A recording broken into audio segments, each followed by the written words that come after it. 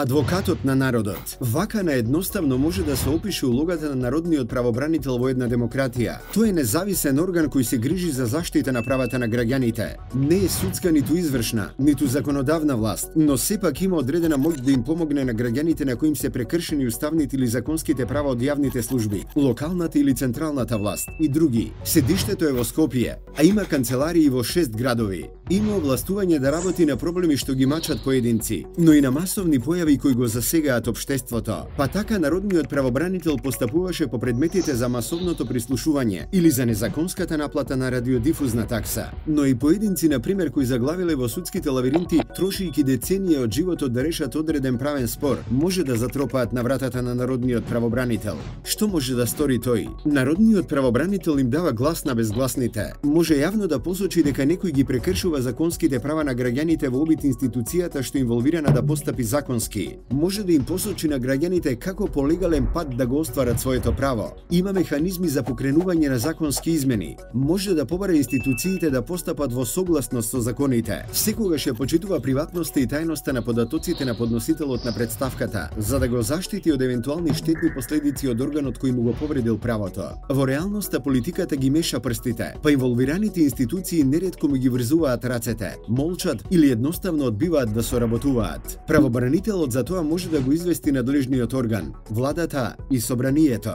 За преиспитување на одредени закони може да поведе постапка и пред Уставниот суд.